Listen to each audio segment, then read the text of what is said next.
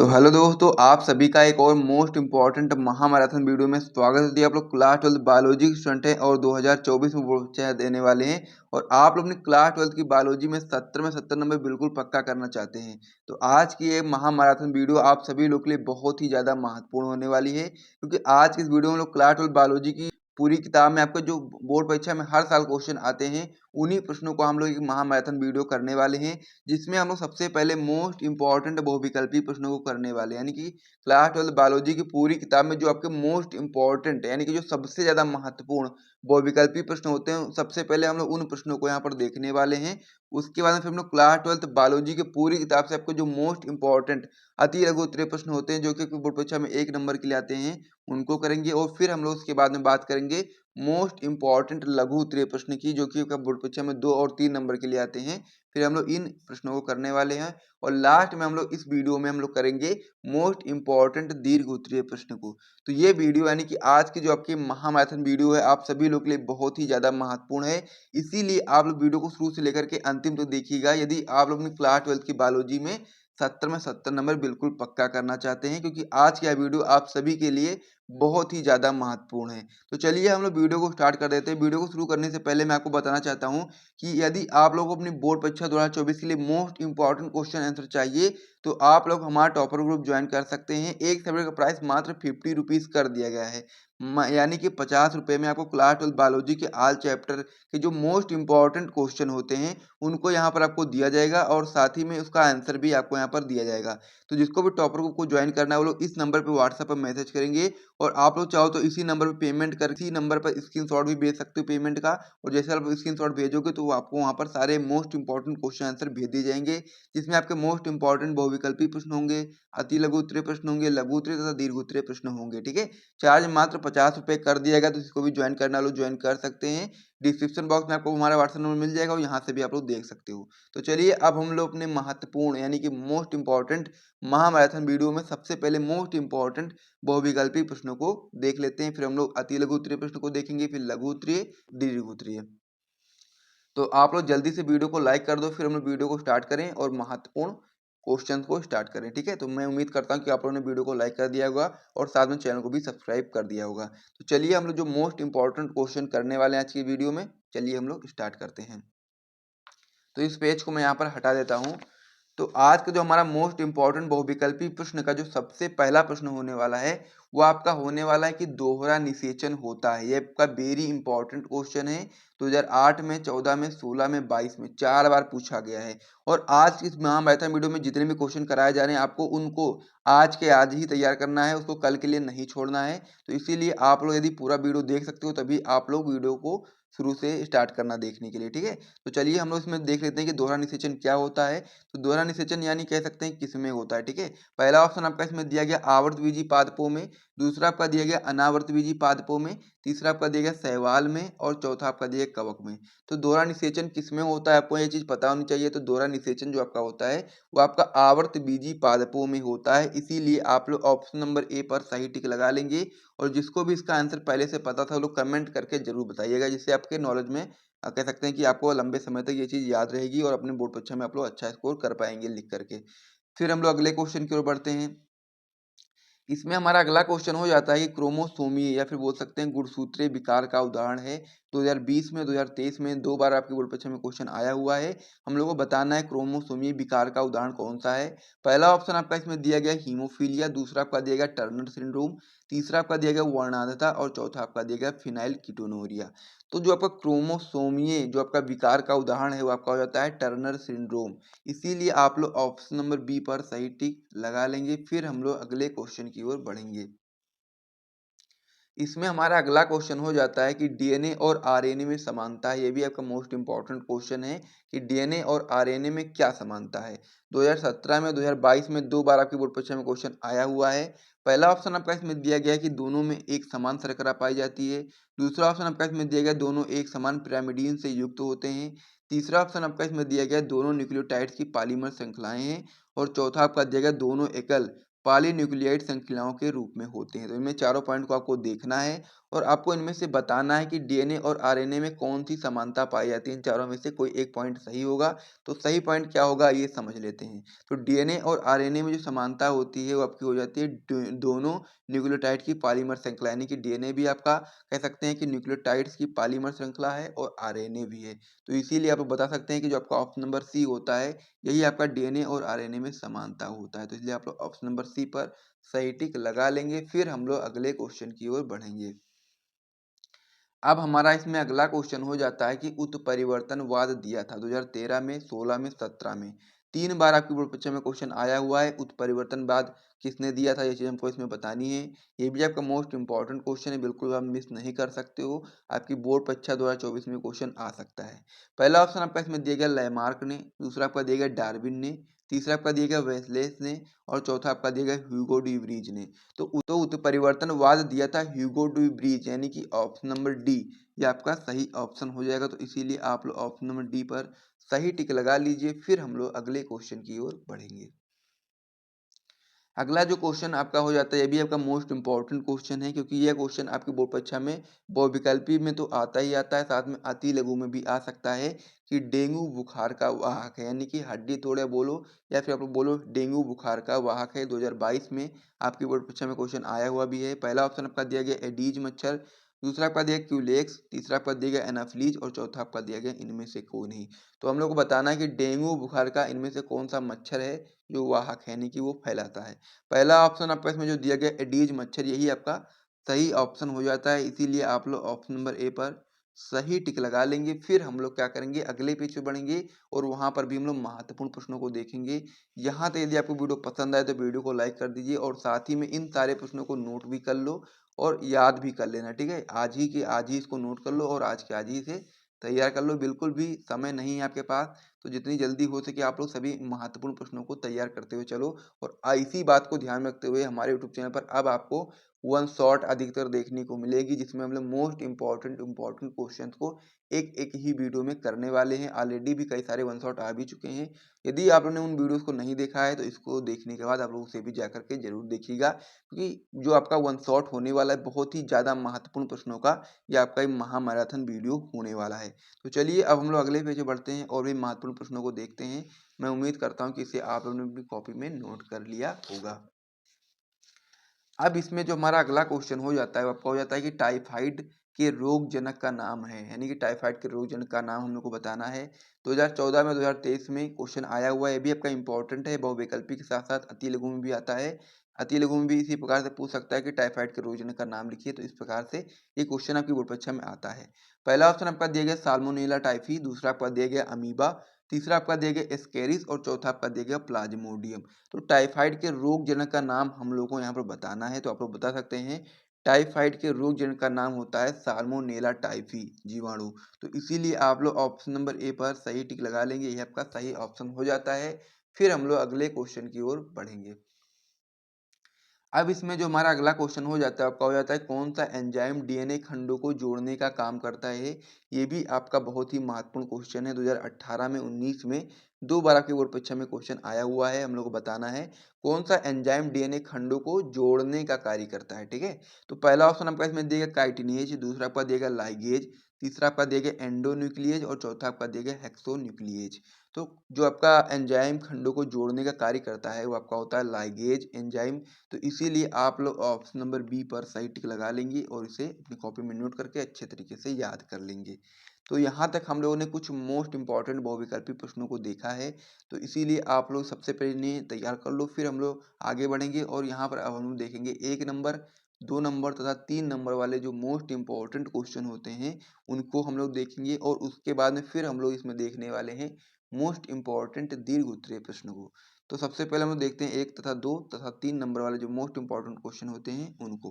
तो इसमें आपका जो पहला क्वेश्चन दिया गया आपका दिया गया वीटी फसल पर टिप्पणी लिखिए। ये भी आपका मोस्ट इंपॉर्टेंट क्वेश्चन है। 2014 में, 17 में, 20 में 3 बार पूछा गया है। बीटी फसलें इंपॉर्टेंट क्वेश्चन है आपका, बिल्कुल भी आप मिस मत करिएगा। यदि आप लोग अपनी क्लास 12 की बायोलॉजी में अच्छा स्कोर करना चाहते हैं तो वीटी फसलें आइए समझ लेते हैं क्या होती हैं। इसको हम लोग इंग्लिश में बोलते हैं वीटी क्राफ्ट। तो इसमें आप बताएंगे कि जैव प्रौद्योगिकी द्वारा किस ऐसी फसलें उत्पन्न की जा रही हैं जिनमें कीटनाशकों की आवश्यकता नहीं होती है, क्योंकि ये पादप प्रजातियां पीड़क प्रतिरोधी होती हैं, यानी कि जैव प्रौद्योगिकी के द्वारा ऐसी उन्नत फसलें उत्पन्न की जा रही हैं जिसमें कीटनाशकों की आवश्यकता ही नहीं होती है, क्योंकि ये जो फसलें होती हैं या पादप जो आपके होते हैं ये आपके पीड़क प्रतिरोधी होते हैं। और बीटी एक प्रकार का क्या है, प्रतिविष है, बैसिलस थ्यूरिंजिएसिस जीवाणु से निर्मित होता है। बीटी आपका क्या है, एक प्रकार का प्रतिविष है और ये आपका बैसिलस थ्यूरिंजिएसिस जीवाणु से निर्मित होता है। तो इस प्रकार से बीटी फसलें में जो चीज़ें आपको जाननी थी वो मैंने आपको बता दिया है। ये क्वेश्चन आपसे 1 और 2 नंबर में पूछा जा सकता है बीटी फसलें के बारे में, तो आप लोग इस प्रकार से उसका आंसर बता सकते हैं। तो इसे आप लोग अपनी कॉपी में जल्दी से नोट करो, फिर हम लोग अगले क्वेश्चन की ओर बढ़ें। अब हमारा इसमें अगला क्वेश्चन हो जाता है कि पारिस्थितिक तंत्र की परिभाषा दीजिए। यह भी आपका इंपॉर्टेंट क्वेश्चन 2005 में, 7 में, 8 में, 15 में 4 बार पूछा गया है।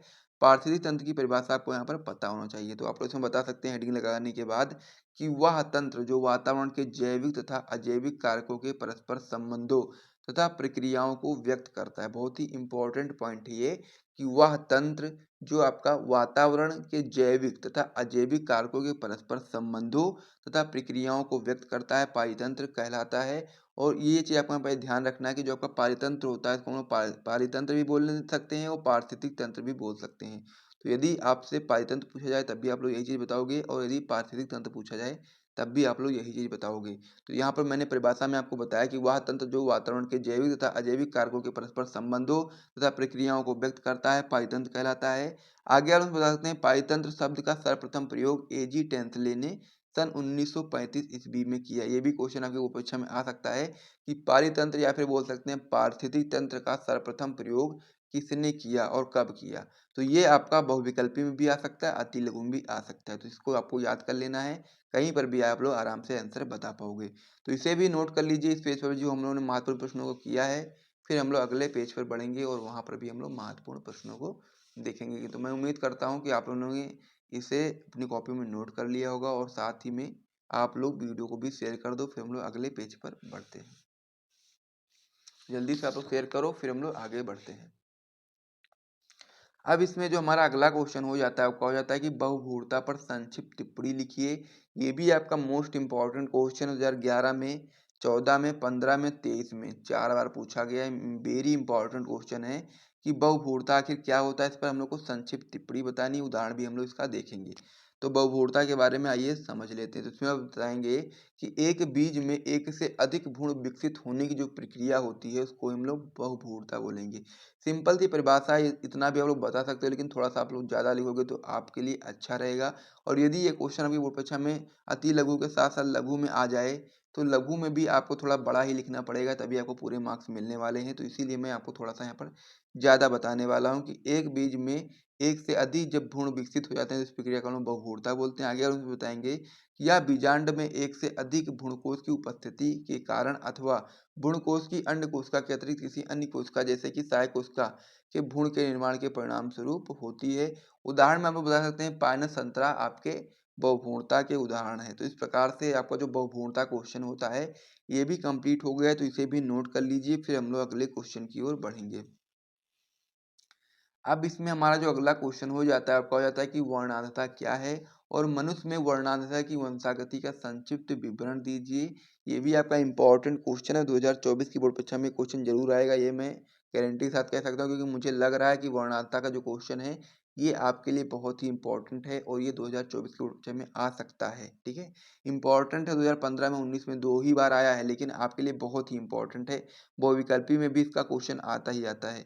तो इसमें हम लोग सबसे पहले समझेंगे कि वर्णांधता आखिर क्या होता है। तो वर्णांधता की हेडिंग लगाओगे, फिर लिखना स्टार्ट करोगे कि इस रोग से ग्रसित व्यक्ति लाल व हरे रंग में भेद नहीं कर पाता है। यानी कि जिस भी व्यक्ति को वर्णांधता रोग होता है वह व्यक्ति लाल और हरे रंग में भेद नहीं कर पाता है, यानी कि पहचान नहीं पाता है कौन सा लाल रंग है कौन सा हरा रंग है। आगे आप लोग बता सकते हैं कि इसका जो जीन होता है, इस जो रोग का जीन होता है वह आपका एक्स गुणसूत्र पर उपस्थित होता है, वह अप्रभावी होता है, यानी कि एक्स गुणसूत्र पर उपस्थित होता है और साथ ही में आपका अप्रभावी होता है। और यह आपका मादा इसकी वाहक होती है, यानी कि वर्णांधता का मादा वाहक होती है। आगे आप लोग बता सकते हैं कि ऐसे व्यक्तियों को रेलवे ड्राइवर नहीं बनाया जाता है।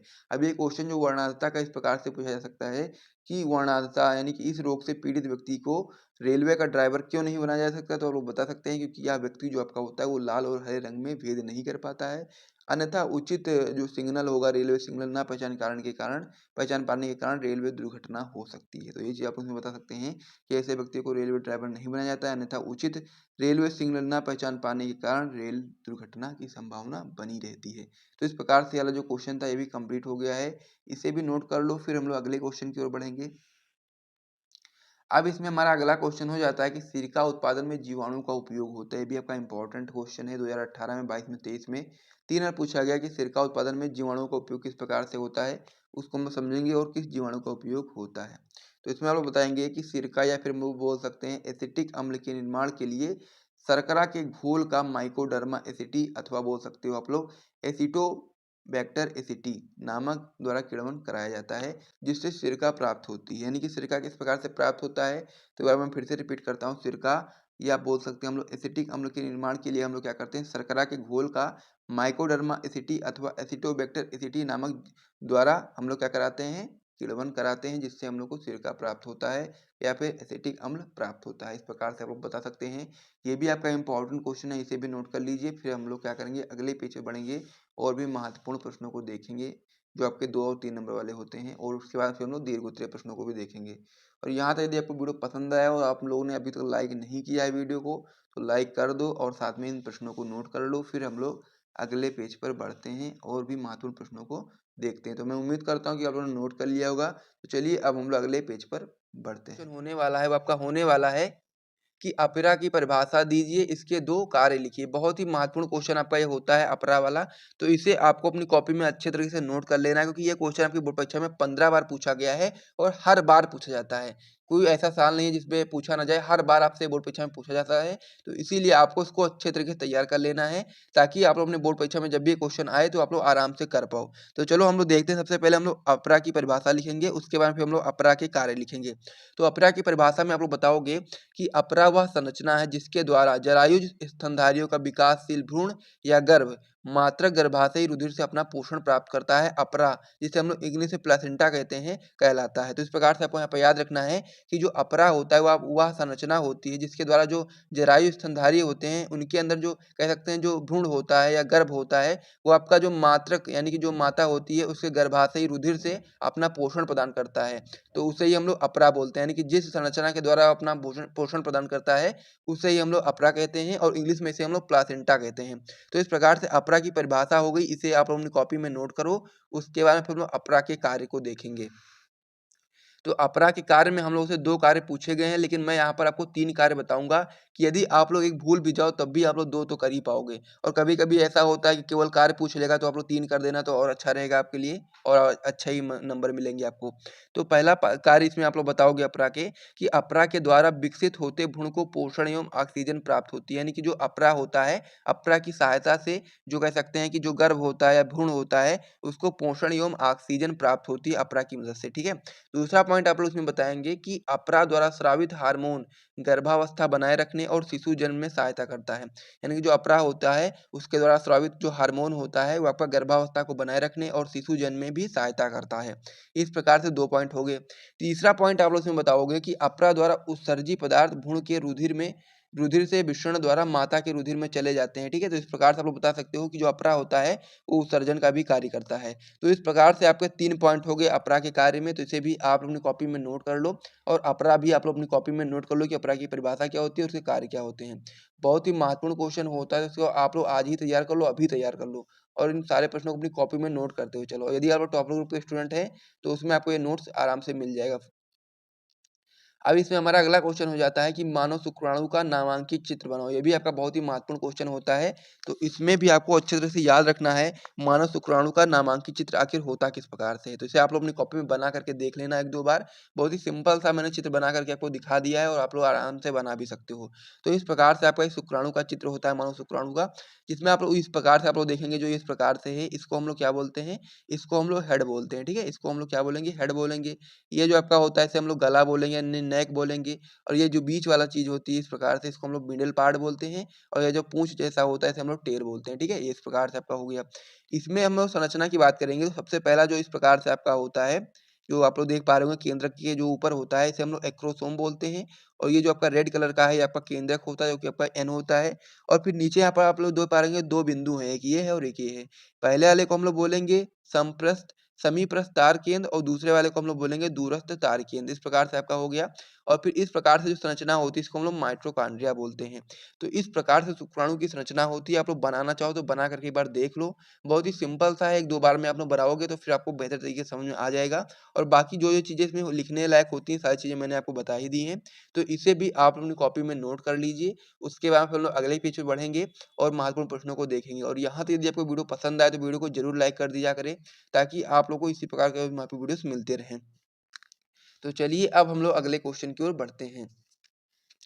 अब इसमें जो हमारा अगला क्वेश्चन होने वाला है ये भी आपका बहुत ही महत्वपूर्ण क्वेश्चन होने वाला है, जो कि आपका हो जाता है कि आवर्त चक्र क्या है विवेचना कीजिए। ये भी आपका बहुत ही महत्वपूर्ण क्वेश्चन होता है।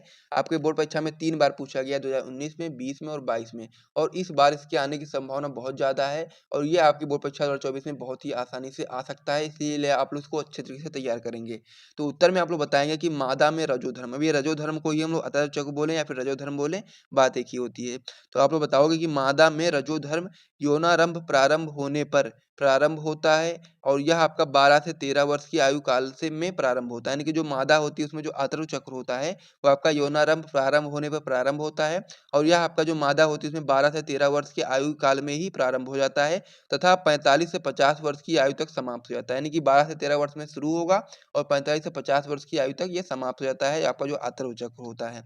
आगे आप उसमें बताएंगे कि निषेचन न होने की दशा में गर्भाशय की दीवार तथा अंडाशय में चक्रीय परिवर्तन होता है। इस चक्र को ही हम लोग मासिक चक्र बोलते हैं और यह लगभग आपका 28 दिन का होता है। तो इस प्रकार से ये पॉइंट भी आपका इंपॉर्टेंट होता है।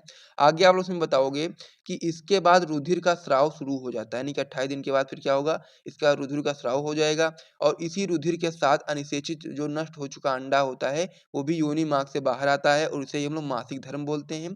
जो रुधिर स्राव होता है आपका लगभग 4 से 5 दिनों तक होता है। तो इस प्रकार से आपको यहाँ पर याद रखना है। और एक इसमें महत्वपूर्ण पॉइंट होता है कि एफ, एस, एच और एलएच हार्मोन जो आपका होता है, हार्मोन के नियंत्रण से ही यह प्रक्रिया होती है। तो ये प्रश्न आपसे पूछा जा सकता है बहुविकल्पी में भी कि आपका जो आतरव चक्र होता है वो किसके नियंत्रण से होता है। तो आप लोग बताएंगे कि एफ, एस, एच और एलएच हार्मोन के नियंत्रण से ही यह क्रिया होती है। तो इस प्रकार से ये जो पूरा क्वेश्चन था आप लोगों ने समझ लिया होगा। काफी एकदम महत्वपूर्ण क्वेश्चन आपके बोर्ड परीक्षा के लिए आपका होता है, आतरव चक्र क्या है।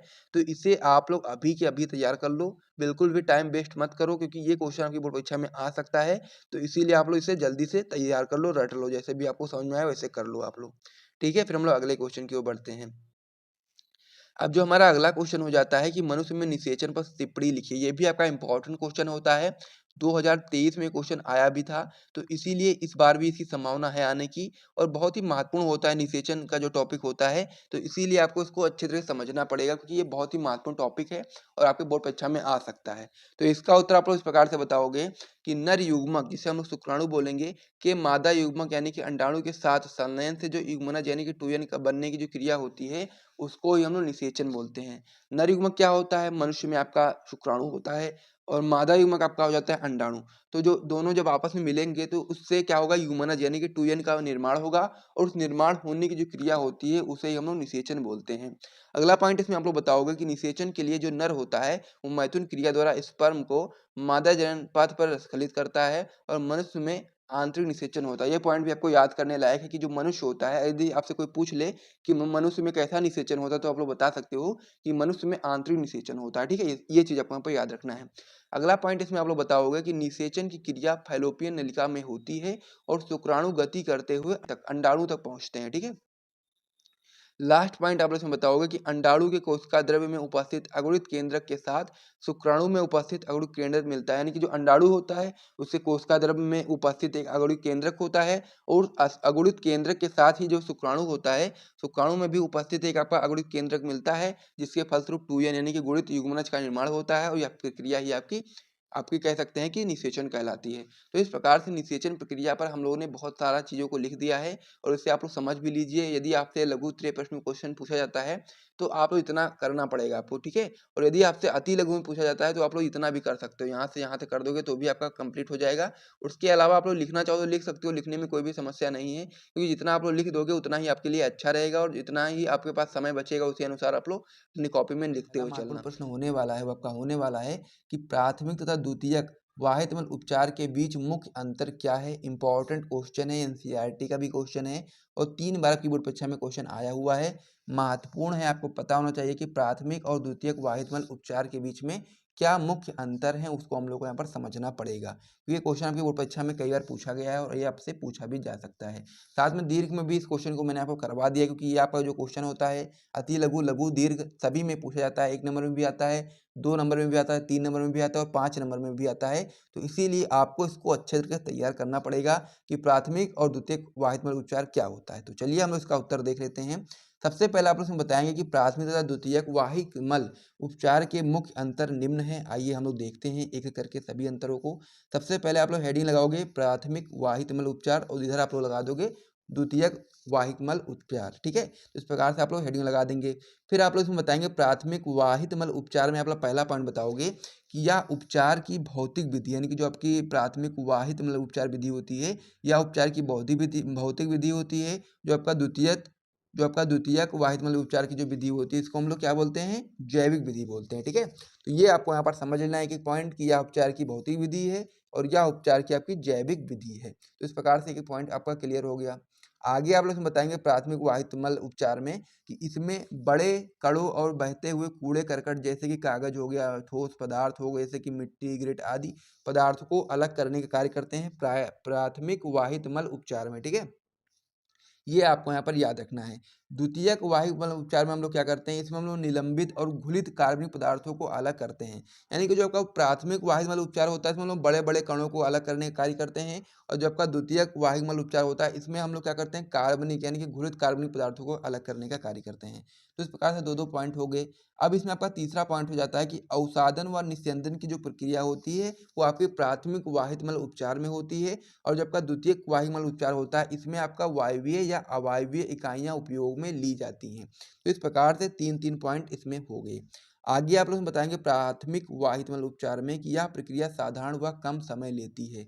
जो आपका प्राथमिक वाहितमल उपचार होता है आपका बहुत ही कम समय लेती है और यह प्रक्रिया जो होती है बहुत ही साधारण होती है, क्योंकि इसमें जो आपका जो पानी होता है उसमें से जो आपके बड़े कूड़े करकट होते हैं उसको निकालने का कार्य होता है। तो इसलिए हम लोग बोल सकते हैं कि यह प्रक्रिया साधारण होती है और साथ में कम समय लेती है। और वहीं पर जो आपका द्वितीयक वाहिमल उपचार होता है यह प्रक्रिया जटिल होती है और साथ में अधिक समय लेती है, क्योंकि इसमें हम लोग क्या करते हैं, घुलित कार्बनिक पदार्थों को जल से निकालने का कार्य करते हैं। तो इस प्रकार से ये आपका जो पूरा क्वेश्चन था कि प्राथमिक और द्वितीयक वाहिमल उपचार के बीच मुख्य अंतर स्पष्ट कीजिए, तो मैंने आपको समझा दिया है। आप लोग अपनी कॉपी में नोट कर लेना और जो भी लोग टॉप ग्रुप के स्टूडेंट हैं उनको इसका पीडीएफ ग्रुप में मिल जाएगा। तो चलिए अब हम लोग अगले क्वेश्चन की ओर बढ़ते हैं। अब इसमें हमारा अगला क्वेश्चन हो जाता है कि प्रतिजैविक किसे कहते हैं और मानव के लिए प्रतिजैविकों का क्या महत्व है। ये भी आपका बहुत ही ज़्यादा महत्वपूर्ण क्वेश्चन है। वेरी इंपॉर्टेंट क्वेश्चन है। 2011 में, 18 में, 19 में, 22 में 4 बार पूछा गया। आपको पता होना चाहिए कि प्रतिजैविक आखिर क्या होता है और मानव के लिए प्रतिजैविक का महत्व क्या होता है। ये चीज़ अभी आपको पता होना चाहिए। तो इसमें आप लोग उत्तर में बताएंगे कि विभिन्न प्रकार के सूक्ष्म जीवों द्वारा उत्पन्न हुए रासायनिक पदार्थ जो दूसरे सूक्ष्मजीवों की वृद्धि को रोकते हैं प्रतिजैविक कहलाते हैं। ये चीज़ आपको यहाँ पर याद रखना है कि जो आपका विभिन्न प्रकार के जो सूक्ष्मजीव होते हैं उसके द्वारा हम लोग रासायनिक पदार्थ उत्पन्न करते हैं जो दूसरे सूक्ष्मजीव की वृद्धि को रोकते हैं, उसे हम लोग प्रतिजैविक बोलते हैं। और ये आपका जो होता है ये मनुष्य के लिए बहुत ही ज़्यादा महत्वपूर्ण होता है, उसको हम लोग आगे समझेंगे। अब आप लोग इसमें आगे बता सकते हैं कि वर्तमान में लगभग 7,000 प्रतिजैविकों की खोज हो चुकी है और सर्वप्रथम अलेक्जेंडर फ्लेमिंग ने प्रतिजैविक की खोज की थी 1929 ईस्वी में। पेनिसिलिन नामक एंटीबायोटिक की खोज की थी और इसके लिए उन्हें नोबेल पुरस्कार भी दिया गया था। तो इस प्रकार से इतना आप लोग बताएंगे। फिर उदाहरण हम लोग देखेंगे कि कौन कौन से आपके महत्वपूर्ण जो आपके प्रतिजैविक हैं उनके बारे में बात करेंगे और साथ में वो किनसे उत्पन्न हुए हैं या फिर किनकी सहायता से उनको बनाया गया है उसके बारे में भी हम लोग बात करेंगे। तो इतना आप लोग अपनी कॉपी में जल्दी से नोट कर लीजिए, फिर हम लोग अगले पेज पे बढ़ते हैं और उसको हम लोग कंप्लीट करते हैं। आगे आप लोग बताएंगे क्लोरेम्फेनिकॉल जो आपका होता है प्रतिजैविक आपका बनता है स्ट्रेप्टोमाइसिस बेनजुएली से। इस प्रकार से आपका हो गया। पेनिसिलिन जो आपका होता है ये आपका बनता है पेनिसिलिन नोटेटम से बनता है, और साथ में जो आपका स्ट्रेप्टोमाइसिन होता है ये आपका स्ट्रेप्टोमाइसिस ग्रीसियस से बनता है। तो इस प्रकार से आपका जो प्रतिजैविक होता है इन प्रकार रोगों के सहायता से बनता है। इस प्रकार से आप लोगों ने यहाँ तक समझ लिया। अब हम लोग इसमें देखेंगे उपयोग कि प्रतिजैविक का आखिर हमारे जीवन में क्या उपयोग होता है और प्रतिजैविक मनुष्यों के लिए क्यों महत्वपूर्ण है। तो आप लोग इसमें बताएंगे कि जो प्रतिजैविक होता है, प्रतिजैविकों का उपयोग जो होता है विभिन्न रोगों, जैसे कि मुख्यतः आप लोग बता सकते हैं जीवाणु जनित के उपचार में किया जाता है। वैसे तो जो प्रतिजैविक होते हैं उनका उपयोग हम लोग विभिन्न प्रकार के रोगों से बचने के लिए करते हैं दवाइयों के रूप में, लेकिन जो मुख्यतः होता है, मुख्यतः हम लोग जीवाणु जनित रोगों से ही बचने के लिए हम लोग प्रतिजैविकों का उपयोग करते हैं। जिस प्रकार से यहाँ तक समझ गए। आगे आप लोग हमें बता सकते हैं कि ये औषधियाँ अन्य सूक्ष्मजीवों की वृद्धि का संदमन कर उनको नष्ट कर देती हैं। ठीक है, जो अन्य सूक्ष्मजीव होते हैं जो हानिकारक होते हैं हमारे शरीर के लिए, उनको क्या कर देती हैं, उनकी वृद्धि का संदमन कर देती हैं और फिर उनको नष्ट कर देती हैं। तो इस प्रकार से जो आपका प्रतिजैविक वाला क्वेश्चन था कि प्रतिजैविक किसे कहते हैं और मानव के लिए प्रतिजैविकों का क्या महत्व है, तो उसे मैंने आपको अच्छे तरीके से समझा दिया। तो इसे भी आप लोग अपनी कॉपी में नोट कर लो। फिर हम लोग अगले क्वेश्चन की ओर बढ़ते हैं। अगला जो हमारा क्वेश्चन हो जाता है ये भी आपका बहुत ही महत्वपूर्ण क्वेश्चन हो जाता है कि बायोगैस क्या है और इससे मनुष्य को होने वाले 2 लाभ बताइए। वेरी इंपॉर्टेंट क्वेश्चन ये भी आपका होता है। इंपॉर्टेंट इसलिए है क्योंकि आपके बोर्ड परीक्षा में 5 बार पूछा भी गया है और ये पूछा भी जा सकता है, तो इसीलिए आपको इसको अच्छे से समझना पड़ेगा। तो इसमें आप लोग क्या बताएंगे, आप लोग इसमें उत्तर में बताएंगे कि बायोगैस जो होती है वो मीथेन की प्रचुरता वाली ईंधन गैस है और ये गैस जैव भार के अवायवीय विखंडन या किण्वन से उत्पन्न होती है। तो बायोगैस कैसे उत्पन्न होती है आप लोग बता सकते हैं कि बायोगैस मीथेन की प्रचुरता वाली ईंधन गैस है और ये गैस जैव भार के अवायवीय विखंडन या किण्वन से उत्पन्न होती है। आगे आप लोग बता सकते हैं कि जो आपका बायोगैस होता है उसके घटक कौन कौन से होते हैं। तो आप लोग बता सकते हैं कि बायोगैस में 50 से 70% CH4 यानी कि मीथेन होता है, 30 से 40% आपका CO2 यानी कि कार्बन डाइऑक्साइड होता है, 1% आपका H2S होता है तथा सूक्ष्म मात्रा में आपका H2 हो गया, N2 हो गया, O2 हो गया तथा CO होती है। तो ये आपके बायोगैस के घटक हो गए। यदि आपसे कोई पूछे कि बायोगैस क्या है तो आप लोग यहाँ बता सकते हैं कि बायोगैस मीथेन की प्रचुरता वाली ईंधन गैस है और ये गैस जैव भार के अवायवीय विखंडन या किण्वन से उत्पन्न होती है। और यदि आपसे कोई पूछे कि बायोगैस के जो घटक हैं उनका नाम बताइए तो आप लोग इस प्रकार से बता सकते हैं कि बायोगैस में 50 से 70% CH4 यानी कि मीथेन पाई जाती है, 30 से 40% आपका CO2, 1% आपका H2S और तथा सूक्ष्म मात्रा में H2, N2, O2 तथा CO होती है। इस प्रकार से घटक भी बता सकते हैं। उसके बाद फिर आपसे इसमें पूछा गया था कि इससे मनुष्य को होने वाले 2 लाभ बताइए। तो बायोगैस से बहुत सारे लाभ होते हैं, लेकिन हम लोग को यहाँ पर 2 लाभ बताने, तो 2 लाभ आप लोग आराम से बता सकते हैं कि पहला लाभ आप इसमें बताएंगे कि बायोगैस के निर्माण के बाद बचे अपशिष्ट का उपयोग खाद के रूप में खेतों में किया जाता है। यानी कि सबसे पहले हम लोग बायोगैस का निर्माण करते हैं और उससे हम लोग बहुत सारे लाभ को उठाते हैं। उसका फिर जो आपका अपशिष्ट बच जाता है उसका उपयोग हम लोग क्या करते हैं, खाद के रूप में करते हैं खेतों में, जो कि हमारे खेतों के लिए बहुत ही ज़्यादा महत्वपूर्ण होता है। दूसरा पॉइंट आप लोग इसमें बता सकते हैं कि इस गैस का उपयोग हम लोग प्रकाश तथा खाना बनाने में किया जाता है। यानी कि जो बायोगैस होता है उसका प्रयोग हम लोग प्रकाश के लिए करते हैं, यानी कि उजाला करने के लिए करते हैं, साथ में खाना बनाने के लिए भी हम लोग बायोगैस का उपयोग करते हैं। तो इस प्रकार से बायोगैस क्या है और इससे मनुष्य को होने वाले 2 लाभ मैंने आपको बता दिए हैं। तो इसे आप लोग कॉपी में नोट कर लो। ये भी क्वेश्चन आपकी बोर्ड परीक्षा में 1 नंबर में, 2 नंबर में और 3 नंबर में पूछा जा सकता है, महत्वपूर्ण है। तो इसे आप लोग तैयार कर लो, याद कर लो, अपनी कॉपी में नोट कर लो और साथ ही में अपने दोस्तों के साथ इस वीडियो को शेयर कर दो। और यदि आपको यहाँ तक वीडियो पसंद आया है तो वीडियो को लाइक भी कर दीजिए और साथ में चैनल को भी सब्सक्राइब कर महत्वपूर्ण दीजिए। प्रश्न होने वाला है वो आपका होने वाला है, नर जनन तंत्र का नामांकित चित्रों की सहायता से वर्णन कीजिए। बहुत ही महत्वपूर्ण क्वेश्चन होता है आपका। तो इसीलिए सबसे पहले आप लोग क्या करेंगे, इस पर BBI का टिक लगा देंगे क्योंकि ये बहुत ही महत्वपूर्ण क्वेश्चन होता है। क्या क्वेश्चन होता है कि नर जनन तंत्र का हम लोग को नामांकित चित्रों की सहायता से वर्णन करना है, यानी कि चित्र भी बनाना है और साथ ही में सारी चीज़ों को बताना भी है, दर्शाना भी है। तो ये बहुत ही महत्वपूर्ण क्वेश्चन हो जाता है। तो सबसे पहले हम लोग क्या बताएंगे इसका उत्तर। तो सबसे पहले हम लोग उत्तर डाल के लिखना स्टार्ट करेंगे कि नर में विभिन्न अंग जैसे कि वृषण हो गया, सहायक नलिकाएं हो गई, वह ग्रंथियों के समूह को जो नर युग्मक को बनाते हैं नर जनन तंत्र कहलाते हैं। यानी कि कहने का मतलब ये है कि नर में जितने भी अंग पाए जाते हैं, जो भी आपके नर युग्मक को बनाने में सहायता प्रदान करते हैं, वही आपके नर जनन तंत्र कहलाते हैं। तो इस प्रकार से आप लोग समझ गए होंगे। इस परिभाषा को आप अपनी कॉपी में नोट कर लो। उसके बाद फिर हम लोग चित्र को देखेंगे और चित्र आप लोग अच्छे तरीके से समझ लेना, क्योंकि यदि आपसे क्वेश्चन ये पूछा जाता है तो यदि आप लोग चित्र नहीं बनाओगे तो फिर आपको पूरे मार्क्स नहीं मिलेंगे। और यदि आप लोगों ने चित्र बना दिया और थ्योरी में थोड़ा बहुत अगर आपने कम भी लिखा तब भी आपको मार्क्स पूरे मिल जाएंगे, लेकिन चित्र जो है आपका होता है बहुत ही ज़्यादा महत्वपूर्ण होता है। तो ये आपका है नर जनन तंत्र का चित्र, और इसमें बहुत सारी चीज़ें होती हैं। सबसे पहले आप लोग इस पर ध्यान देंगे, ये क्या है आपका शुक्रवाहक नलिका है, ठीक है। उसके यहाँ फिर हम लोग इसकी बात करें तो ये आपका मूत्राशय होता है। ये आपका जो आप लोग यहाँ पर देख पा रहे होंगे इसको हम लोग शुक्राशय बोलते हैं। ये यहाँ पर आपका रसखलन नलिका होती है। ये आपका देख पा रहे हैं जो गोल-गोल है, ये आपका है काउपर ग्रंथि। उसके बाद में फिर हम लोग बात करें, ये आपका होता है जो आपका ग्रीन कलर से है, ये आपका हो जाता है प्रोस्टेट ग्रंथि। उसके बाद फिर ये आपको जो नली देख पा रहे होंगे ये आपका मूत्र विसर्जन नलिका है, और ये आपका है क्या, वृषण कोश, ठीक है। और उसके अंदर आपका होता है वृषण, और वृषण के ऊपर आपका थोड़ा-सा जो जालनुमा संरचना देख पा रहे होंगे यहाँ पर, ये आपका अधिवृषण होता है, और ये आपका सिसन होता है। तो इस प्रकार से नर जनन तंत्र का चित्र होता है, और आप लोग बनाओगे 2-3 बार तो आपको समझ में आ जाएगा और आप लोग आराम से बना भी पाओगे। लेकिन आपको प्रैक्टिस करनी पड़ेगी, प्रैक्टिस करोगे तो भी आप लोग बना पाओगे। तो इसे आप लोग अपनी कॉपी में नोट कर लो और इसका स्क्रीनशॉट ले लो, ताकि आप लोग बाद में बना करके प्रैक्टिस करते रहना, और ये आप लोग अच्छे तरीके से तैयार कर लेना। तो ये चीज़ आप लोग समझ गए होंगे। अब हम लोग नर जनन तंत्र में जितने भी अंग आए हैं आपके, उनको हम लोग परिभाषित करेंगे और उनकी हर एक चीज़ को जानेंगे कि क्या-क्या महत्व होता है हर एक अंग का, ठीक है? तो इतना आप लोग नोट कर चुके होंगे। आगे हम लोग बताएँगे कि नर जनन तंत्र में नर जनन अंगों को 3 भागों में बाँटा जाता है। सबसे पहला भाग होता है आपका मुख्य जनन अंग, दूसरा भाग आपका होता है सहायक जनन अंग, और तीसरा भाग आपका होता है सहायक जनन ग्रंथियाँ, यानी कि 3 भागों में डिवाइड किया जाता है। सबसे पहले बात करेंगे हम लोग मुख्य जनन अंग के बारे में। तो मुख्य जनन अंग आपका वृषण होता है, तो वृषण के बारे में आप लोग जानेंगे कि पुरुषों में एक जोड़ी वृषण उदर गुहा से बाहर थैलीनुमा संरचना में पाए जाते हैं। अब ये जो वृषण होता है, टॉपिक महत्वपूर्ण होता है। ये आपका अति लघु उत्तरीय प्रश्न में भी क्वेश्चन पूछा जा सकता है कि वृषण को परिभाषित कीजिए, तो आप लोग यहाँ से उसकी परिभाषा भी बता सकते हो। तो सबसे पहले आप लोग क्या उत्तर बताओगे कि पुरुषों में एक जोड़ी वृषण उदर गुहा से बाहर थैलीनुमा संरचना में पाए जाते हैं, जिसे हम लोग वृषण कोष कहते हैं। वृषण एक अंडाकार 4 से 5 सेंटीमीटर लंबा व 2 से 3 सेंटीमीटर चौड़ा होता है। यह बाहर से 2 झिल्लियों से घिरा रहता है।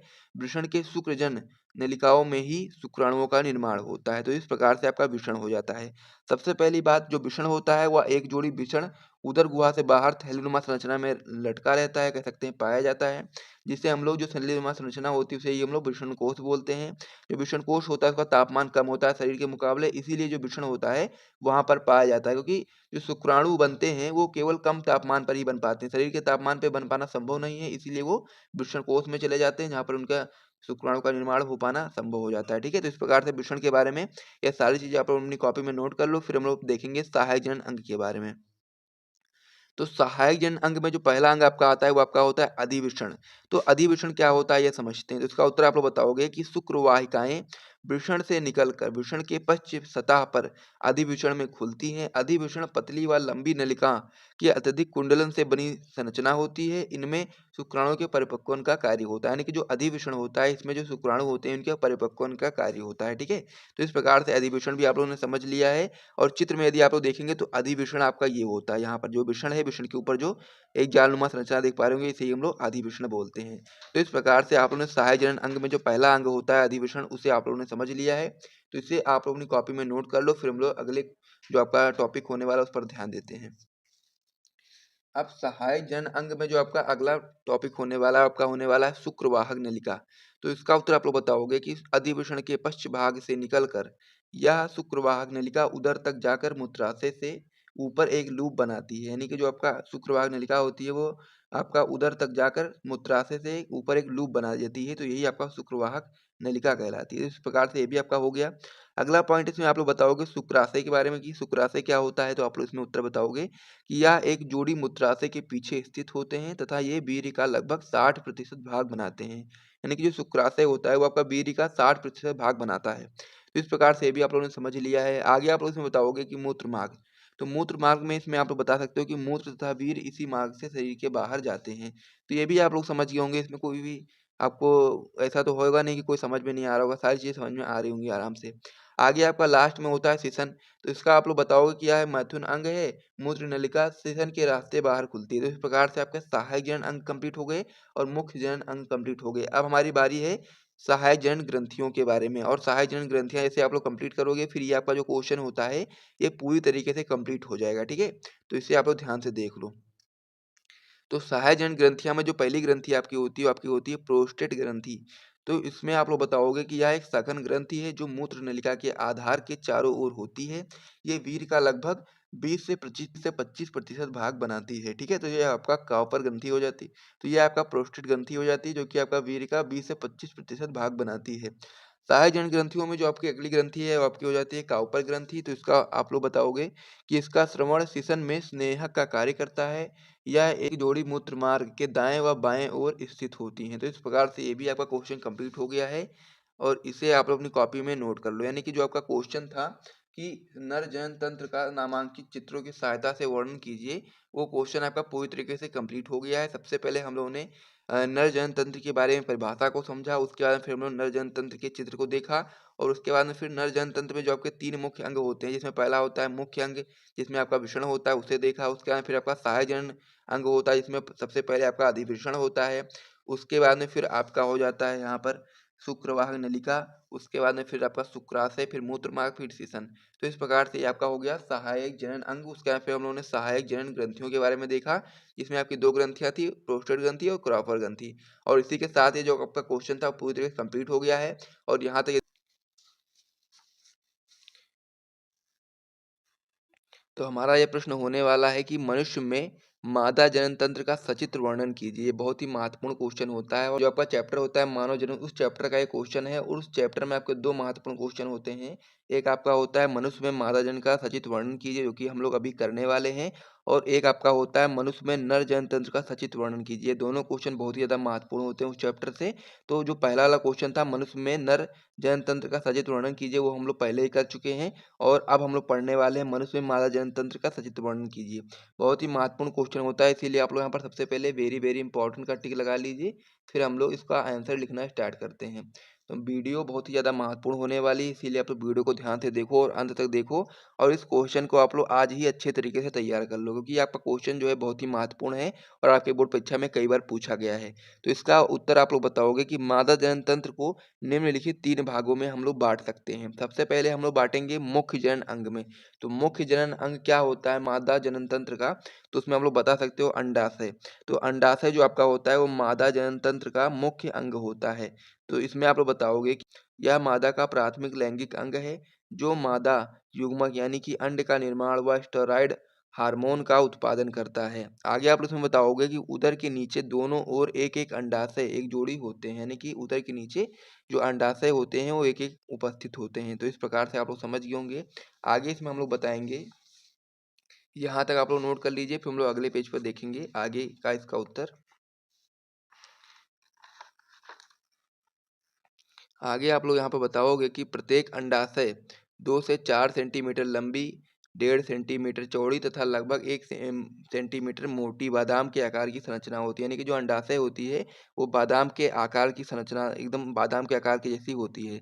तो इस प्रकार से ये पॉइंट भी आप समझ गए होंगे। आगे आप उसमें बताओगे कि यह श्रोणि भित्ति से लिगामेंट द्वारा उदरीय गुहा में लटके होते हैं। तो इस प्रकार से जो आपका अंडाशय था, इसमें आपको इतने पॉइंट याद रखने हैं और जब भी आपका क्वेश्चन पूछा जाएगा तो आपको इतना पॉइंट यहाँ पर लिख देना है। मुख्य जनन अंग में सबसे पहले आपको हेडिंग लगानी है अंडाशय का, उसके बाद फिर आपको यहाँ तक लिख देना है। उसके बाद में फिर आप लोग क्या करोगे, उसके बाद में फिर हम लोगों ने यहाँ पर क्या किया है, हमने यहाँ पर मादा जनन तंत्र का चित्र बनाया है। तो इस प्रकार से आपका मादा जनन तंत्र का चित्र होता है।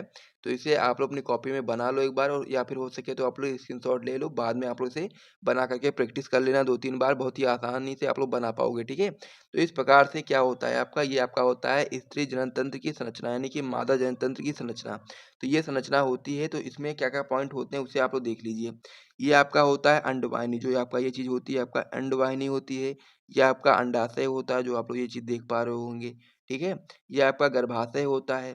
उसके बाद फिर यह जो आपका यहाँ पर है, ये आपका गर्भाशय ग्रीवा होता है और ये लास्ट में जो नीचे होता है, योनि होता है। तो इस प्रकार से मादा जनन तंत्र का चित्र इस प्रकार से होता है। तो इसे आप लोग अपनी कॉपी में बना लो और इसे अच्छे तरीके से प्रैक्टिस कर लो, क्योंकि यदि आपसे क्वेश्चन पूछा जाएगा कि मनुष्य में मादा जनन तंत्र का सचित्र वर्णन कीजिए, तो इसमें आपको ये चित्र बनाना ही पड़ेगा। जब आप लोग चित्र बनाओगे तभी आपको पूरे-पूरे मार्क्स मिलेंगे। तो यहाँ तक आप लोग समझ गए होंगे। तो इतना आप लोग चित्र बना लो या फिर आप लोग हो सके तो स्क्रीनशॉट ले लो, फिर हम लोग आगे बढ़ते हैं। तो मादा जनन तंत्र में हम लोग मुख्य अंग पढ़ चुके थे, अब हम लोग पढ़ेंगे सहायक अंग।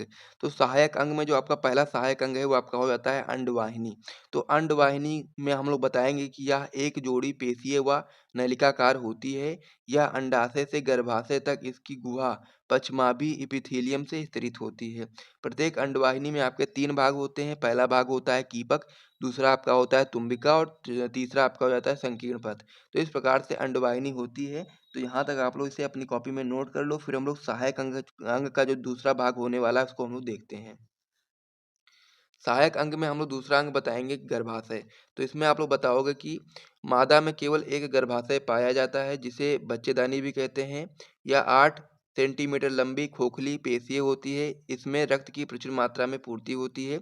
यह भी श्रोणि भित्ति से लिगामेंट द्वारा जुड़ी होती है। तो इस प्रकार से आपका जो सहायक अंग थे इसमें 2 अंग मैंने आपको बता दिए हैं। आपका 1 अंग और बचा है, उसे भी आप लोग पढ़ लीजिए। उसके बाद में फिर आप लोग क्या करेंगे, यही चीज़ वहाँ पर आपको लिख के आना है और पूरे-पूरे आपको मार्क्स वहाँ पर मिलेंगे, ठीक है?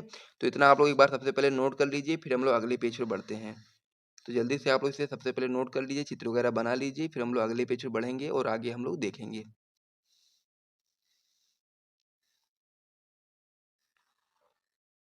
तो इस प्रकार से आप लोगों ने यहाँ तक नोट कर लिया होगा, तो चलिए अब हम लोग अगले पेज पे बढ़ते हैं। सहायक अंग में हमारा जो अगला अंग हो जाता है आपका हो जाता है योनि। तो इसमें हम लोग बताएंगे कि गर्भाशय पतली ग्रीवा द्वारा योनि में बदलता है। योनि मैथुन के समय पुरुष से वीर्य ग्रहण करने का कार्य करती है। तो इस प्रकार से ये भी आपका पॉइंट हो गया है, इसे भी आप लोग अपनी कॉपी में नोट कर लो। उसके बाद में फिर हम लोग सहायक ग्रंथियों को देखेंगे, यानी कि जो आपका मादा जनतंत्र होता है उसमें आपके 3 भाग होते हैं। सबसे पहला जो आपका मुख्य अंग होता है, दूसरा आपका होता है सहायक अंग और तीसरा आपका होता है सहायक ग्रंथियाँ। मुख्य अंग में आपका अंडाशय होता है, सहायक अंग में आपका अंडवाहिनी गर्भाशय एवं योनि होता है और आपका सहायक ग्रंथियों में आपका बार्थोलिन ग्रंथियाँ और साथ ही में स्तन ग्रंथियाँ होती हैं, ठीक है? तो जो सहायक ग्रंथियाँ में जो आपकी पहली ग्रंथि है वो आपकी है बार्थोलिन ग्रंथियाँ। तो ये आपका होता है इसमें कि यह एक जोड़ी होती है जो मलाशय व प्रगाढ़ के बीच स्थित होती है। ये चिपचिपा द्रव स्रावित करती है जो मैथुन में सहायक होता है। तो इस प्रकार से बार्थोलिन ग्रंथियों के बारे में भी आप लोगों ने समझ लिया है। अब इसमें आगे आप लोग बताओगे स्तन ग्रंथियों के बारे में। तो इसमें आप लोग बताओगे कि यह एक जोड़ी होती है जो वक्ष के अधर भाग में स्थित होती है। यह दुग्ध स्रावण करने वाली ग्रंथियाँ होती हैं। तो इस प्रकार से ये पॉइंट आप लोगों ने समझ लिया है और साथ ही में जो आपका जो आपका क्वेश्चन होता है कि मनुष्य में मादा जनतंत्र का सचित्र वर्णन कीजिए, ये पूरी तरीके से आपका कंप्लीट हो चुका है। तो इसे आप लोग एक बार रिपीट कर लीजिए, फिर से देख लीजिए। सबसे पहले हम लोगों ने यहाँ पर हेडिंग लगाया है मुख्य जनन अंग, उसके बाद फिर हम लोगों ने अंडाशय के बारे में परिभाषित किया क्योंकि अंडाशय जो आपका होता है वो आपका मुख्य जनन अंग होता है। उसके बाद में फिर हम लोगों ने स्त्री जनतंत्र का चित्र बनाया है, इस प्रकार से आप लोग चित्र बना सकते हो। उसके आगे हम लोगों ने हेडिंग लगाई है सहायक अंग और सहायक अंग में हम लोगों ने 3 अंगों के बारे में डिटेल में समझाया है आपको और तीनों अंगों के बारे में आपको पता होना चाहिए, तभी आप लोग अपने बोर्ड एग्जाम में अच्छा स्कोर कर पाएँगे और सारी चीज़ों को आप लिखोगे तभी आपको पूरे-पूरे मार्क्स मिलेंगे, ठीक है? उसके आगे हम लोगों ने क्या किया, उसके आगे हम लोगों ने यहाँ पर सहायक ग्रंथियों के बारे में आपको बताया, 2 ग्रंथियाँ आपकी महत्वपूर्ण होती हैं, उसे भी मैंने आपको समझा दिया है। तो इस प्रकार से क्वेश्चन आपका कंप्लीट हो गया है, तो इसे आप लोग अपनी कॉपी में नोट कर लो। महत्वपूर्ण क्वेश्चन जो कि आपका हो जाता है कि जनसंख्या विस्फोट से क्या अभिप्राय है तथा इसके कारण एवं नियंत्रण, यानी कि इसके जो कारण है एवं नियंत्रण का वर्णन कीजिए एवं दुष्परिणाम लिखो, ठीक है? ये महत्वपूर्ण प्रश्न है जो कि आप लोग देख सकते हो, बहुत ही इंपॉर्टेंट प्रश्न है, तो इसीलिए आप लोग यहाँ पर क्या लगा लेंगे, आईएमपी का टिक लगा लेंगे। बहुत ही महत्वपूर्ण प्रश्न है 2024 की बोर्ड परीक्षा में, यदि आप लोग बैठने वाले हैं तो इस क्वेश्चन को अच्छे तरीके से तैयार कर लो, यदि आपका 5 नंबर यहाँ से पक्का करना है तो। एक क्वेश्चन तैयार करोगे तो मैं डेफिनेटली बता सकता हूँ ये क्वेश्चन बहुत ही ज़्यादा महत्वपूर्ण है और 2024 की बोर्ड परीक्षा में आ सकता है, तो इसीलिए आप लोग इसको तैयार करो। और जितने भी प्रश्न मैंने पिछले भी वीडियोस में कराए हैं उसे भी आप लोग तैयार करो। सारे मैं आपको जितने भी प्रश्न बता रहा हूँ यहाँ पर सभी आपके बहुत ही महत्वपूर्ण प्रश्न हैं और सारे बोर्ड परीक्षा में आए हुए प्रश्न हैं। कोई ऐसे-वैसे प्रश्न नहीं करा रहा हूँ, जो कि आपके बोर्ड परीक्षा में आए हुए हैं या फिर जिनकी संभावना आपके बोर्ड परीक्षा 2024 में आने की है, उन्हीं प्रश्नों को केवल कर रहे हैं, ठीक है? तो इसीलिए यदि आप लोगों ने अभी तक कुछ भी नहीं पढ़ा है तो केवल आप लोग इन सभी प्रश्नों को तैयार करोगे ना, फिर भी आप लोग 70 में 65 नंबर आराम से पक्का कर सकते हैं, यदि आप लोगों ने कुछ भी नहीं पढ़ा है। और यदि अगर पहले से आप लोग पढ़े हुए हैं तो आप लोग 70 में 70 आराम से पक्का करेंगे। तो ये सब आप लोग समझ गए होंगे, तो चलिए हम लोग इसका उत्तर देखते हैं। क्वेश्चन में हमसे पूछा गया कि जनसंख्या विस्फोट क्या होता है और साथ ही में इसके कारण क्या होते हैं, इनके नियंत्रण का उपाय हम लोग को बताना है और साथ ही में जिसके जो दुष्परिणाम है उसको भी हम लोग को बताना है। तो सबसे पहले हम लोग क्या लिखेंगे, जनसंख्या विस्फोट की परिभाषा। तो परिभाषा में आप लोग बताओगे कि अपेक्षाकृत कम समय में हुई जनसंख्या में तीव्र वृद्धि को ही हम लोग जनसंख्या विस्फोट कहते हैं। यानी कहने का मतलब ये है कि जब कम समय में बहुत ज़्यादा वृद्धि हो जाती है जनसंख्या में, तो उसको ही हम लोग जनसंख्या विस्फोट कहते हैं। तो ये तो आपको समझ में आ गया होगा। आगे आप लोग बताओगे कि विश्व भर में भारत जो है वो जनसंख्या की दृष्टि से प्रथम स्थान पर है। यानी कि आप लोग देख ही सकते हो कि भारत में बहुत ज़्यादा जनसंख्या बढ़ चुकी है। पहले आपका जो चीन था वो पहले स्थान पर था, लेकिन अब आपका जो भारत है वो नंबर 1 पे पहुँच चुका है जनसंख्या के दृष्टिकोण से। तो इसीलिए आपको जनसंख्या पर आपको पता होना चाहिए, क्योंकि ये बहुत ज़्यादा ज़रूरी है आप लोगों के लिए जानना कि जनसंख्या विस्फोट पे किस प्रकार से नियंत्रण करना है, ताकि हम लोग को जो भी साधन मिले हैं उसको हम लोग सही से उपयोग करें और हर एक व्यक्ति को जो भी प्राकृतिक साधन है वो आराम से मिल पाएँ। यानी ऐसा ना हो कि बाद में फिर ज़्यादा जनसंख्या बढ़ जाएगी, ज़्यादा लोग पेड़ काटेंगे, फिर आप लोग वहाँ पर घर बनाओगे, तो फिर क्या होगा, जब पेड़ कट जाएँगे तो ऑक्सीजन की समस्या हो जाएगी। आप लोग ज़्यादातर ज़मीन घेर लोगे तो फिर आपको वहाँ पर भोजन की समस्या हो जाएगी, क्योंकि आप लोग कहाँ पर खेती करोगे, तो कहाँ पे आप भोजन कर पाओगे। तो इसीलिए आपको समझना ज़रूरी है कि जनसंख्या विस्फोट हमारे लिए बहुत ही ज़्यादा खतरनाक है। तो इसीलिए सबसे पहले आप लोग परिभाषा समझ गए होंगे। अब हम लोग बात करेंगे जनसंख्या विस्फोट के कारण। तो जनसंख्या विस्फोट के कौन-कौन से कारण हो जाते हैं, आप लोग देख लो। पहला कारण इसमें हो जाता है मृत्यु दर में आई निरंतर कमी, क्योंकि पहले क्या होता था कि नॉर्मल भी कोई भी बीमारी फैल ली, जैसे कि मान लीजिए डेंगू, मलेरिया कुछ भी फैला, नॉर्मल सा ही फैला, तो पहले क्या होता था कि जिसको भी हो गया, वो सही उपचार ना हो पाने के कारण उसकी मृत्यु हो जाती थी। लेकिन अब ऐसा नहीं है, अब बड़ी से बड़ी बीमारियों का इलाज संभव हो पाया है, तो इसीलिए बहुत लोगों की जानें बची हैं, जिसकी वजह से हम लोग बोल सकते हैं कि जो मृत्यु दर है उसमें कमी आई है, ठीक है? पहले की अपेक्षा कमी आई, क्योंकि अब हमारे पास चिकित्सा के साधन बहुत ज़्यादा बढ़ गए हैं, तो इसीलिए हम लोग बोल सकते हैं कि जो हमारी मृत्यु दर है वो उसमें कमी आई है, ठीक है? इस प्रकार से आप लोग समझ गए होंगे। आगे आप लोग बताओगे मात्र मृत्यु दर में कमी, यानी कहने का मतलब ये है जैसे कि शिशु यानी प्रसव के समय कभी-कभी क्या होता था, पुराने समय में क्या होता था कि माता की मृत्यु हो जाती थी, तो उसमें भी कमी आई है, क्योंकि आजकल जो चिकित्सा के साधन है वो बढ़ गए हैं, तो इस वजह से वो कमी आ चुकी है। उससे भी जनसंख्या आप लोग देख सकते हो कि बढ़ी ही है, ऐसा कहने का मतलब है। आगे आप लोग बताओगे शिशु मृत्यु दर में कमी, ये भी आपका प्रसव से रिलेटेड ही है, उसमें भी अब कमी आई है। पहले ज़्यादा होता था ये सब, क्योंकि जब प्रसव के समय में माता की भी मृत्यु हो जाती थी, कभी-कभी शिशु की मृत्यु हो जाती थी, लेकिन अब ऐसा नहीं होता है। अब बहुत ही कह सकते हैं कि मिनिमाइज़ कर दिया गया है, पहले बहुत ज़्यादा होता था ये सब। आगे हम लोग बताएँगे कि जनन आयु वाले व्यक्तियों की संख्या में वृद्धि। अब ये मतलब ये भी है एक पॉइंट, क्योंकि जनन आयु वाले जो व्यक्ति हैं उनकी संख्या में वृद्धि हो चुकी है। इस प्रकार से ये भी आपका जनसंख्या विस्फोट का एक कारण है। तो इस प्रकार से इतने कारण आपको लिख देने हैं जनसंख्या विस्फोट के कारण में। आगे अब हम लोग देखेंगे जनसंख्या विस्फोट के दुष्परिणाम। अब दुष्परिणाम कौन-कौन से हैं उसको भी समझ लीजिए। पहला पॉइंट इसमें शिक्षा व्यवस्था की समस्या, दूसरा पॉइंट इसमें रोजगार की समस्या। जब ज़्यादा व्यक्ति हो जाएँगे तो फिर रोजगार की समस्या आ ही जाएगी, क्योंकि जब जनसंख्या ही ज़्यादा है, तो फिर अब उसमें कैसे सबको रोजगार मिल पाना संभव नहीं हो पाएगा ना। तो इसीलिए हम लोग बोल सकते हैं कि जो जनसंख्या विस्फोट है इसका एक दुष्परिणाम ही है कि रोजगार की समस्या आजकल हमारे भारत में भी बहुत ज़्यादा देखने को मिल रही है। आगे इसमें आप लोग बता सकते हो स्वास्थ्य एवं चिकित्सा सेवा समस्या, यानी कि स्वास्थ्य एवं चिकित्सा सेवा समस्या भी जनसंख्या विस्फोट के दुष्परिणाम के ही कारण ही है। और साथ ही में निर्धरता भी, क्योंकि अब जैसे मान लीजिए कोई भी परिवार है, अब उसमें कमाने वाला एक है, अब उसके बच्चे 3-4 हैं और उसकी वाइफ है, उसके बच्चे हैं, तो इतने सारे लोग हो गए ना, तो उसमें क्या है, एक ही जब कमाने वाला है तो फिर सबका पेट पालना बहुत ही कठिन कार्य हो जाता है, तो इसीलिए वहाँ निर्धरता आ जाती है। और साथ ही में जनसंख्या बढ़ रही है, तो फिर आपके खेत वगैरह भी कम होते जा रहे हैं, तो उसकी वजह से और भी लोग बेरोज़गार होते जा रहे हैं। तो इस प्रकार से ये आप लोग समझ गए होंगे। अब हम लोग आगे इसके देखेंगे जनसंख्या वृद्धि नियंत्रण के उपाय, यानी कि जनसंख्या की वृद्धि को हम लोग रोकने के लिए कौन-कौन से उपाय कर सकते हैं, ठीक है? तो हम लोग से क्वेश्चन में पूछा गया था सबसे पहले जनसंख्या विस्फोट से क्या अभिप्राय है, जो कि मैंने आपको यहाँ पर बता दिया। फिर हमसे पूछा गया था इसके कारण के बारे में बताओ, तो कारण भी मैंने आपको बता दिया। फिर आपसे पूछा गया था दुष्परिणाम लिखो, दुष्परिणाम भी मैंने आपको बता दिया। अब हमारी बारी है इसका नियंत्रण लिखने की, तो नियंत्रण हम लोग लास्ट में लिखेंगे। तो क्या होता है नियंत्रण, आइए देखते हैं। तो जनसंख्या वृद्धि के नियंत्रण के जो उपाय हैं उनमें बहुत ही महत्वपूर्ण उपाय है। पहला उपाय आपका है कि जनसंख्या नियंत्रण का सर्वाधिक प्रभावी तरीका जो है गर्भ निरोधकों का प्रचार-प्रसार, यानी कि तो ये जनसंख्या नियंत्रण का सर्वाधिक प्रभावी तरीका है कि जब हम लोग गर्भ निरोधकों का प्रचार-प्रसार करेंगे तो क्या होगा कि जो जनसंख्या है उस पर जनसंख्या वृद्धि पर नियंत्रण लगाया जा सकता है इस प्रक्रिया के द्वारा। तो अगला पॉइंट इसमें है कि छोटे परिवार वाले दंपतियों को प्रोत्साहन देना, यानी कि उनको प्रोत्साहित करना कि उनका जो परिवार छोटा है बहुत ही सही परिवार है, ठीक है? छोटा परिवार, सुखी परिवार, आपको ये चीज़ समझ के चलना है। अगला पॉइंट इसमें हो जाता है आपका कि शिक्षा व्यवस्था को सही करना, यानी कि शिक्षा व्यवस्था को भी सही करने की ज़रूरत है जनसंख्या वृद्धि नियंत्रण के लिए। क्योंकि जब आप लोग शिक्षा व्यवस्था को सुधारेंगे, जो भी व्यक्ति है, जो भी आजकल के जो युवा हैं, उनको जब अच्छी तरीके से ज्ञान प्राप्त होगा, तो फिर वो भी इस बात को समझेंगे कि जनसंख्या विस्फोट के कारण हमारे देश में कौन-कौन सी समस्याएँ उत्पन्न हो रही हैं और उस समस्याओं को रोकने के लिए वो कौन-कौन सा उपचार कर सकते हैं, कौन-कौन सा उपाय अपना सकते हैं। तो इस प्रकार से ये पॉइंट भी महत्वपूर्ण है। आगे इसमें हम लोग बताएँगे कि परिवार कल्याण संबंधी कार्यक्रम को बढ़ावा देने की, जो परिवार कल्याण संबंधी कार्यक्रम है, उनको बढ़ावा देना और साथ ही में इस प्रकार से सारे सभी लोगों को जागरूकता फैलाना कि वो लोग इस पर ध्यान दें और साथ ही में हमारे देश को जनसंख्या विस्फोट जो बड़ी समस्या है, उसके समस्या से हम लोग को निदान दिलाएँ और साथ ही में हमारा देश एक बहुत ही समृद्ध और सुखी देश हो, ठीक है? तो इस प्रकार से आप लोग ये सारा पॉइंट समझ ही होंगे। तो जो हमारा क्वेश्चन था कि जनसंख्या विस्फोट से क्या अभिप्राय है तथा इसके कारण एवं नियंत्रण का वर्णन कीजिए एवं दुष्परिणाम लिखो। ये सारे पॉइंट मैंने आपको क्लियर करा दिए हैं। यदि आपको वीडियो यहाँ तक पसंद आया है तो वीडियो को एक बार आप लोग लाइक कर दीजिए और चैनल को ज़रूर सब्सक्राइब कर दीजिए। अब हमारे यूट्यूब चैनल पर आपको सारी तैयारी करवाई जाएगी और साथ ही में कमेंट करके बताओ कि आपको वीडियो कैसा लगा है, ठीक है? तो मिलते हैं नेक्स्ट वीडियो में, तब तक के लिए जय हिंद।